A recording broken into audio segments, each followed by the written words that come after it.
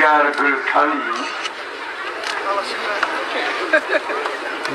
सम आरो दिनखौ लानानै दुलाराय फरायसा आफादा दिनैहाय बे कासिकत्रा गोजौ फरायसालिनि बे फैलाव फोथाराव बेखौ खुंनो थाखाय आखायाव लादों आरो बेनिनो दिनैनि गेवलां मेलाव बेखौ दैदेननो थांखि जानाय मानिनां आफादगिरि माने बर' फरायसा आफादनि आफादगिरि मुस्रि दिपेन बर' आरो फरायसाफोर आंखौ दिनैनि बे ओंथि गोनां मेलखौ बिथांमोनहा सावराय आफादजों सेमिनार आरो सेमिनार हिसाबै बाहाय मोनसे टपिक दङ आयदा दङ बेयो जाबाय Bodofa Upendranath Brahma and dream for by vibrant Bodo' community मोनसे सोंलु फैनो हागौ बिटिआर गोरोबथाजों लोब्बा लाखिनानै बड'फा उपेन्द्रनाथ ब्रह्म आरो बिथांनि सिमांखौ लानानै बे टपिकआ मानो फैखो माने बेयो गुबैयै बुंनो थाङोब्ला बिराद गिदिर मोनसे सोंलु आरो बिनि फिननांगौआबो बिराद चेलेन्जिं हारियानो चेलेन्जिं अबस्थायाव दङ दा बेनिखायनो जों दि उपेन्द्रनाथ ब्रह्मखौ बड'फा होननानै जोङो गलायनानै लाबाय बिखायाव बजबनानै लाबाय बिनि माखासे ओंथि गोनां बाथ्राखौ आङो बेखौ गोलावै फिननांगोन नङाबा रायजो राजानि गेजेराव अरायबो मोनसे सन्देह मोनसे बुजिनो हायै माबा मोनसे समस्या जानानै थागोन दा जों मिथिगौ बर' हारिहा सिनायथिनाय थानाया बै जुगनि जोंनि माइथलजिकेल एरानिफ्रायनो एपिक एरियानिफ्रायनो महाकाब्यनि जुगनिफ्रायनो जोंनि सिनायथिया दं आरो बेनि उनावबो जों रायजो खुंबोनाय जोंहा राजा थाखानाय बेफोरबो बास्तब ब्रिटिश जुगाव दाब दाब जायगायाव हाया आरो बबेबा समाव देरहानानै डिप्ल'मेसि खालामनानै बर' राजाफ्रा बर' हारिया दावहा नांबोनाय थाबोनाय बाथ्राबो बे जोंनि हिस्ट'रिकेल मेटार्स बेखौ बयबो मिथिजोबगौ होमब्ला जोंहा जाथि हिसाबै बे बुहुमनि बिखायाव मोनसे गिदिर स्टेटास दंमोन बे फोरमाना रोखा नाथाय दुखुनि बाथ्रा बेनो मोनसे ओरैबायदि सम सफैदोंमोन अलखद सम सफैदोंमोन जे समाव जोंनि बे एक्जिस्टेन्सआ दंखायो होननाय स्वीकृति मोननाय जारिमिनाव स्वीकृति मोननाय महाकाब्यआव स्वीकृति मोननाय मानसि बे हारिया लेथेर फेथेर मोनसे डिसमेन्टेल जेरैबो गावस्रानानै थानांदोंमोन गावजों गावनो गुलाय सुलाय जादोंमोन आरो जों गावखौनो गाव गेदेमा हारि हिसाबै जों खोमानानै लानायल' नङा शेष पर्बआव मा सफैबाय मार्जिनालाइज जानानै जोबथानाय समसिम जानानै जोंहा जेबो अस्तित्व गैयै राजाखौथ' बाद हो रायजोखौथ' बाद हो जोंखौ सिनायथि होनो थाखाय साइमन कमिसननि सिगाङाव जोङो ट्राइबेल होननानै लानांगोन आरो बे ट्राइबेलनिफ्रायसो जोङो सिनायथि लाफिननाय सम सफैदोंमोन बै समनि खोथाखौ एसे रायखांजायो जों बोरैहाय बेबायदि अबस्थायाव सफैदोंमोन जेब्लानाखि स्वाधीनता इन्डिपेन्डेन्ट मुभमेन्टआ बिराद गोब्राब जायो भारतखौ स्वाधीनता खालामनायनि जा प्रिपेरेसन जा थियारि जानानै थाग्रोमोन ब्रिटिश सरकारा अब्ला जोंनि बे भारतनि गेजेराव गोग्लैसोनानै थानाय हारिनि गेजेराव डक्टर आम्बेडकारा ओरैबायदि थियारि सांग्रां मानसिमोन बे स्वाधीनताखौ जोंनो नांथ'वा मानो नांथ'वा बे समाव स्वाधीनता मोनोमोनब्ला जेरै दं एरै थागौमोन गोजौआ गोजौ थाबाय थागौमोन आरो डिप्रेस्ड क्लासआ नाग्लिजानानै जोग्लिजानानै थानाय बे हारिया खुनुदिनबो सिखांनानै थाफिननायनि खुनु राहायानो गैयामोन बेयो डक्टर आम्बेडकार बायदि मानसिया जोंनो उदांस्रि नांथ'वा होननायनि खावलायना बेनोमोन आरो बिथांनि आवाजनि थाखायनो ब्रिटिश सरकारनिफ्राय फैनानै डिप्रेस्ड क्लासनि मानसिया माबोरै दं मोनसे कमिसन बानायदोंमोन बे कमिसननि नामानो साइमन कमिसन बे साइमन कमिसनाव जेब्ला जोंनि बर'फ्राबो जोंनि गुरुदेब कालिचरननि दैदेननायाव आरो बेनिफ्राय माखासे एफा एनै लेखा रोंनाय सेंग्राफोरनि गेजेराव ओंखारनानै सानजा आरो सोनाबनि जेसेबां बर' हारिनि मानसिफोर दं गुबुन गुबुन सिनायथि लानानै बे साइमन कमिसनाव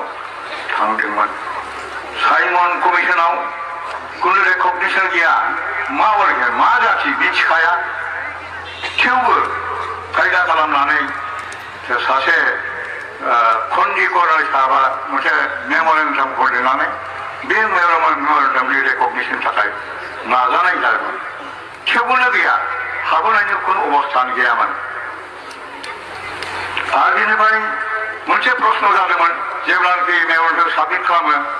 बे मेम'रेन्डामावथ' मोनसे बर'फोर लिरनाय नङा बे मेम'रेन्डामा सासे मुस्लिम लिरनायसो माबोरै बे जानो हागौ अब्ला सिमान जानो बाध्य जादोंमोन जे जोंनि गेजेराव लेखा गोरों मानसि गैया बे लेखा फरायैयानो जोंनि अभिशापमोन रुपनाथ ब्रह्मआ बे समाव डिग्री कलेजाव बिएआव फरायो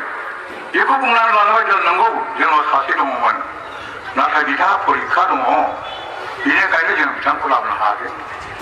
मेम'रेन्डाम लिरनो बा मेम'रेन्डामखौ फरायथिनानै खिथानो सासेबो बर' गैयामोन जायनि थाखाय बे अबस्था फैदोंमोन दरजा गैयामोन बे समाव सुबेदार बेलबम कसारिया बिथाङा बिखाफोराव बिथाङा सानखादोंमोन आङो ब्रिटिश सरकारनि गोबां खामानि मावबोबाय आरो खोनानो मोनो बिथाङा पन्चम जर्जनि बडिगार्डमोन थेवबो बिथाङा बे लिरनाय अबस्थायाव गैया बै समनि बोराय बोराय मानसिनिफ्राय खोनानाय बाथ्रा बिथाङा बिखाबनो आंखौ जुदि बेयाव हाबोआबा साइमन कमिसनाव जुदि आंखौ हाबोआबा आं दर गिदिरखावगोन अब्ला बिथांनि सिनायथिखौ मोननानै साइमन कमिसननि मानसिया पारमिसन होनांदोंमोन बिथाङा हाबोदोंमोन आरो बे मेम'रेन्डामखौ होनबासो मोनफा मोनफा दफा एकदम उइथ डिउ पारमिसन माने बेखौ जासाय खालामदों इन्टारभिउ बादि लादों मा खार'नै बिथांमोना डिप्रेस्ड क्लास पलिटिक्सआव अरायबो दंखायो आसामाव बर' हारि गैया बयबो हिन्दु जाजोब्बाय बे पिक्सारजों लानानै बे सेबथेजों लानानै बर' हारिनि खुनु अस्तित्वआनो बे समाव गैलामोन खालि बे समाव बयखौ रायखांनानै लासैनो फैदोंमोन बिदिनो बे डिप्रेसफोरखौ जों एसटि खालामनानै जों लासैनो बे लाहार फाहारखौ खालामनानै लाबोनो हादोंमोन जों स्कुल फरायनो मोन्दोंमोन जोङो काउन्सिलफ्राव जायगा मोन्दोंमोन दा बेबादिनो खुब दुखु गोनां जोंनि थांनानै थानाया जोङो जेखौ लोगो गोजा सेरथे जानानै थानाय मोनसे हारिया जाखांनो फैदोंमोन जेब्ला उदांस्रि मोनबाय बे उदांस्रि मोननाय लोगो लोगो जेब्लाखि कनस्टिटिउसनाव लेंगुवेज एसोसिएसन स्टेट अर्गानाइजेसन जाबाय अब्लासो बर'फ्रा गाव गावनि जिहेतु जोंहा दंखायो जोंहा मोसानाय दंखायो हारिमु दंखायो धोरोम दंखायो राव दंखायो गासैबो दंखायो बे दंखायोखौ लानानै जोंहा जांख्रिखांनायनि आरो मोनसे गोदान सम सफैदोंमोन नाथाय बेवबो जों माखासे पलिटिकेल सेबटेजफोरखौ जों बुजिनो हायाव जों मा खालामदों जोंनि बोलोखौ लानानै जोंनि बोराबनायखौ लानानै जोंनि रागखौ लानानै बिभिन्न धरनै जों जांख्रिखांबोदों जों अस्त्रनि खोथाखौ सिन्था खालामदों दावहा नांनायनि खोथाखौल' सिन्था खालामदों मानो जाथियानो दावहा नांगासिनो बे नुनो मोनो पलिटिकेल पार्टि आरो बे पलिटिकेल पार्टिफ्राबो गावजों गाव गावबो इडिअलजिजों गावबाबो माने साननाय हनाय भिजनजों बिथांमोना मावदों बहाय गावजों गाव गोरोबथा जायाखै गावजों गाव बेरेखा जालायलायनाय जों जे थांखियाव हारिखौ फोथांफिननायनि सिमां नुदोंमोन बे जानानै फैयाखै बे समावनो जाबाय बे दुलाराय फरायसा आफादनि रल बेनो जाबाय जोंनि बड'फा उपेन्द्रनाथ ब्रह्मआ जे समाव गावनि हाल खालामदों गावनि आखाइजों बेखौ दैदेनो बेयाव बिथाङा राइट डिरेक्सन होनो हादोंमोन माबोरै राइट डिरेक्सन होखो जोङो बोलो दं होननानै जुजिबाय थाजाया बे जादों बुद्धिनि जुग बे जादों पलिटिक्सनि जुग बे जादों क्रिटिकेल जुग डिप्ल'मेसिनि जुग अब्ला जों बेबायदि खालामाब्लानो जों ओरैबायदि डेम'क्रेटिक भाबै जोङो दाबि खालामनो हायो नामा ओरैनो बे एबसुनि आन्दलना गोदान महर लानानै बेखौ जुजिनाय जादोंमोन आरो थारैनो बिथाङा ओरैबायदि खाथिदों ओरैबायदि स्टाडि खालामदों बेनि फलाव बिथाङा मोनसे गिबि जोंनि स्टेप फार्स्ट स्टेपखौ बिथाङा बे आगानखौ सुरलांनो हादों आरो बिनिफ्रायनो बेल' नङा गभर्नमेन्टजों बिथाङा डायलग खालामनानै जिखिनि सुबिदाखौ आदाय खालामनायनि उनावबो बिथाङा माखासे भिजन दंमोन माखासे सिमां दंमोन जाय मानसिफ्रा बिथांजों लोगोआव दंमोन बिथांमोनहा साबसिनै मिथियो बेनिखायनो दिनै भिजन एन्ड भाइब्रेन्ट कमिउनिटि होननायनि प्रश्नआ बेयाव फैदों दिनै भाइब्रेन्ट जायो बिटिआर खालामनानै दा स्टेप बाय स्टेप दाबि खालामनानै जेला जेला बे बिटिआरनि बे जोंनि एकर्डआ सफैयो बिसोर जों नुनो मोनबाय मा बिथांनि सानदांनाय माखासे दफानि सायाव बेफोरखौनो इलास्ट्रेसन खालामनानै बेफोरखौनो आरो जोंनिफ्राय मडिफाइ खालामनानै जोंनि बे स्टेपआव फैनानै जोङो बेबादि अरायबो थुंग्रि थिखाङाब्लानो इन्टेलेक्सुयेल फाइटआव जों आगान सुरबाय दिनै जोंनि मोखाङाव सासे गेदेमा दं बिथां गबिन्द बसुमतारी बिथाङा जेब्लानाखि अस्त्रखौ नागारनानै क'क्राझाराव जोङो मिटिं खालामदोंमोन आंबो दंमोन बिथाङा मोनसे खोथा डिक्लेरेसन खालामदोंमोन जों आरो थुंग्रि जाबाय थाला जों इन्टेलेक्सुयेल फाइट खालामनांसिगोन जों जुजिनांसिगोन जोङो बुद्धिजों जुजिनांगोन बे खोथा बेखौ बिथाङा आंनि मोखाङाव दं बिथाङा बे समाव बुंनांदोंमोन बे जोङो अस्त्र लाबाय थानायल'जे जाया बे खोथाखौ अस्त्र लाग्रा मानसिफ्राबो बिथांमोनहा रियेलाइज खालामदोंमोन दा बे खोथायैनो बिभिन्न बिथिंखौ जों जुदि सानना नायोब्ला माने उपेन्द्रनाथ ब्रह्मआ जि जेब्लाबो जि आगान सुरदोंमोन बेनो राइटमोन मानो होनोबा जों दिनै नुनो मोनोबा इन्डिया इन दि मेकिं भारतआ लायनो नंगौ भारतआथ' सब माने गासिबो रायजो फिसा फिसाजोंनो हयथ' इउनाइटेड इन्डिया होननायखौनो गैयामोन भारतबर्षआ माइथलजियावसो दं भारतबर्षआ जोंनि महाकाब्यआवसो नामाव दङ रामचन्द्र धर्मखौल' फोसावदों खिन्थु बे मडार्न जुगाव इन्डियानि जे अस्तित्व गैयामोन जायनि थाखाय Mahatma father of the nation होननायनि खारना बेनो बिथांनि दैदेननायजों बिथांनि साननायजों बे दाब दाब जायगा माबा जोंनि रायजोफोरखौ फिसा फिसा रायजोखौ ज' लानानै दिनै इन्डियान रिपाब्लिकखौ जों बेखौ महर होनाय दा बाक्सानि बेला जोंहाथ' बर' इन्डि मेकिं नङा बर'आथ' दंखाबाय बेखौ मेकिं खालामनाय खोथा गैयामोन खिन्थु जोङो गावस्राजोब्बायमोन बेखायनो रिमेकिं जोंना मेकिं नङा जों बे रिमेकिं स्टेजाव दङ ओंखायनो जोंनाव कनफ्लिक्ट फैयो जोंनाव मिसआन्डारस्टेन्डिं फैयो जों बर' हारिखौ बबेजों दैदेनलांनो दा जोङो धोरोमनि बिथिंजोंबो दैदेननो हाया गुबुन बिथिंजोंबो दैदेननो हाया खालि पलिटिकेल पार्टि बेजोंल'बो जोङो भाग बिभाग जायो जों मोनसे खोथा खोनायोमोन मोनसे समाव बर'जों बर' बिराद अनलायलायोमोन सानैजों बरायोबा बेखौ जों मा बुङोमोन जाथामसेब्रा बर'जों बर'नि निमाहा लायग्रा बे बर'जों बर' बे सोदोबा बे प्रेम अनलायनाय बे सोदोबा खिन्थु जोंनि बर' समाजाव मोनसे समाव दंमोन दा बर'जों बर' होनोबा बर'जों बर' बुलायलायनायल' खोनायो जोंनाव कालचार अनलायनाय कालचार बे जिनिसा लासैनो थांजोब्बायमोन दा बड'फा उपेन्द्रनाथ ब्रह्मखौ मोनसे रेफारेन्स होनानै आं रायखांनो सानदों सोर मानसिया माबेबादि माने इन्टेन्स लाभ मोजाङै एकदम गोसो गोरबोयै मोजां मोननायजों हाबा मावोब्ला साक्सेस जायो बेयाव बैसोनि बार गैया बैसोनि हेंथा गैया एफा उन्दै मानसिया मानो बिदि खालामनो जों बेखौ बोरै मानिनो बे साननो हागौ खिन्थु जारिमिना खिन्थायो जे फ्रान्सआव जेब्ला फ्रान्सआ आन्डार दि डमिनेसन अफ ब्रिटिश माने इंलेन्डआव दंमोन माने 100 years माने वारबो जादोंमोन 100 बोसोर युद्ध जादोंमोन बे फ्रान्सआव सासे हिन्जावसा दंमोन जायनि बैसोआ 16 बोसोर दंमोन अनलि 16 बिदि दावहा नांलाबाय गावनाय हाया ब्रिटिशफोरजों खिन्थु बे हिन्जावसाया मा जाखांखो फाग्लि मेनिया जाबाय दा आं सोंदों आखल आखु हिन्जावनि नङा गाननाय जोमनाय हिन्जावनि नङा गासिबो हौवानि लंपेन्ट गानो थुंग्रि लायो हाजों फाग्लि बादि होननानै आं फ्रान्सखौ मुक्ति होगोन ब्रिटिशनिफ्राय हाजों फाग्लि बादि बयबोनो सार्चनिफ्राय अबजेक्सन फैबाय बे मानसियाथ' माबासो बे फाग्लि गियो बिनि खोथाखौ लानो नाङा आरो बे नांबाय स्वयं इसोरानो आंखौ माने आंखौ डिक्टेट खालामदों आंखौ जुद्ध नांनो सानदों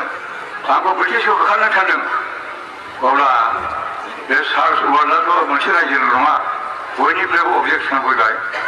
बे जादों माबा बियो बे बेराम अरनाय बा मोदाय अरनायजों बेखौ मोदाय अरनाय बेखौ हेरेसियाव लांबाय बेखौ दन्द होनांगौ सास्ति होनांगौ बेबादिनो अनेक सास्ति होबाय नाथाय बे हिन्जावसायानो फ्रान्सखौ मुक्ति खालामबाय शेषआव बे जे सार्चआ बेखौ कनभिक्ट खालामदोंमोन हेरेसि होननानै सासे फाग्लि मानसि होननानै बिसोरनि उनाव बायद' जानानै सिन्था खालामनानै बिसोरो बे उनाव बिबेचना खालामबाय सेन्ट माने सन्त माने साधनानि गोजौ थाखोनि सासे मानसि महापुरुष बे होननानै डिक्लेयार खालामबाय दा शेषआव बे हिन्जावानो सेन्ट ज'आन नाम বিভিন্ন ধরনের आं बुंनो थाङा सासे जोंनि बे बड'फा उपेन्द्रनाथ ब्रह्म एदि पिच बे सुप्रिमाव फैदों खिन्थु जोंनि गेजेराव जे बर'फोरनि दावखोनायाव बर'नि प्रग्रेस जानायाव जोंनि जे गुबुन मानसिनि अबदान गैया आं बेखौ बुङाखै बयहाबो दङ आं सानो साफ्रोमबो मानसियानो गावनि गोसोजों जे मोजां मोननाय बर'खौ मोजां मोननाय बर'खौ दावगाहोनाय बे खोथाया बयनावबो दङ हारिमु लाइनजोंबो लिरनायनि लाइनजोंबो दावहानि लाइनजोंबो नो रेसपेक्ट बर' मानसिया जांख्रिखांनाय फैदों बे जांख्रिखांनायखौ जोङो कन्ट्रल खालामनानै बेखौ चेनेलाइज खालामनानै डाइरेक्सन होनानै जों आवगायलांनोबा बे बर' हारिया जेरै गोदो मुंदांखामोन दाबो बे मुंदांखा जागोन आरो बे बर'फा बे साननायजोंनो दिनै जोंनि लेखा रोंनाय सेंग्राफ्रा गोरों गोराफ्रा बेखौ साननानैनो जेरै गोदान गोदान डेम'क्रेटिक वेजों बिथांमोना सिन्था खालामनानै बे बिटिआर एकर्डसिम सफैदों बिटिआर एकर्ड सफैनाय लोगो लोगो जोङो मडार्न वेयावब्लाबो जों लेखा फरायनो थाखाय जाथियानो थैलांबायमोन दिनै लेखा फरायनायाव जों आवगायलांनांगौ होननानै सब बिथिङावनो जों आवगायलांनांगौ होननानै बेयाव थियारि जानांबाय बेनिखायनो भाइब्रेन्ट कमिउनिटि लेखा फरायावल' नङा साख्रि बाख्रियावबो जोंनो नांगौ बे थिग आरो जोंनि बे कालचार जोंनि राव बांसिनै बे जोंनि linguistic development language and literature development बेथ' अरायबो नांगौ दा जोंहा जेब्लानाखि अथ'रिटि थायो बिमा बिफा थायो अब्ला जों बेखौबो जोंहा खोनासंनांगौ बिमा बिफाजों बोराबलायो थिग रागा जोंलायो थिग अभिमान खालामगोन बेबो नंगौ थिग खिन्थु बे सब समाय सत्य नङा बिमा बिफानिफ्राय अननांगौबा बेखौ एसे खुलुमनांगोनबो बिमा बिफाखौ अननांगौबा बिसोरनि बाथ्राखौबो मानिनांगौबो जों दिनै नुबाय हल वर्ल्डआनो मोनसे कम्पिटिसनाव जोङो इक'नमिक कम्पिटिसन पलिटिकेल कम्पिटिसन बे कम्पिटिसना दिनै इन्डियायाव नरेन्द्र मदिनि दैदेननायाव मोनसे इन्डिया इनि मेकिं जे पृथिबीनि श्रेष्ठ राष्ट्र जानांगौमोन बिथाङा दिनै प्लेन एन्ड प्रग्राम आरो बिनि थाखाय नांथाबदों बिनि थाखाय बिथाङा इन्सपिरेसन होदों थिग जों बेखौबो जों बिथिंखौ नाहरनांगोन जिहेतु जोङो दाबो फुल प्रेजेन्टखौनो राष्ट्र नङा बेखौ खालामनायनिबो खोथा गैला जों सिगाङाव बिसोरनि इन्डिया मेकिं बे स्पिरिटजों जोंबो दावखालांनाय बिथांमोनजों गोरोबनानै खामानि मावलांनायनिफ्राय आरो हेंथा जानानै थायोब्ला जोङो आरो बेवहाय जेबो हेंथा मोनगोन बे खोथा सैथोआ स्वाधीनता आन्दलन थाखाय सासे इउर'पआव सासे मानसि दंमोन गेरि वर्ल्ड होननाय বিভিন্ন मानसिनि कन्ट्रिबिउसना बेबादिनो गेरि वर्ल्डआबो आं बेखौनो रायखांखांबाय बिथाङाबो बिराद इटालि इउनिफिकेसन खालामनायाव बिराद रल दंमोन बिथांनि आखलाबो सासे जज जाब्लाबो सासे दावहारुब्लाबो जेनेबा आंनि थांखिखौ जोबनाय लोगो लोगोनो आं अस्त्रखौ नागारगोन नंगौ इटालिया जेब्लाखि इउनिफिकेसन जालाङो अब्ला बिथाङा मा खालामबाय आंनो जेबो नाङा ओरैनानै आं खेथि बेथि खालामनानै जाग्रा मानसि आं खेथि बेथिखौ खालामनानै जायोसै होननानै बिथाङा बस्थासे माइ लानानै बिथाङा न'आव थांदोंमोन दा अनेक मानसिनि अनेक रोखोम जोंनावबो बेबायदिनो दङ आङो दिनैहाय बे मेल बेखेवनाय नामै एसे गोलाव जाबाय आरो एसे बेखौ फोलावाबो जाया बे हिसाबै आंनि बुंनांगौखौ बे कनसेप्टखौ क्लियार खालामनो थाखाय एसे गोबाव लाबाय आंनि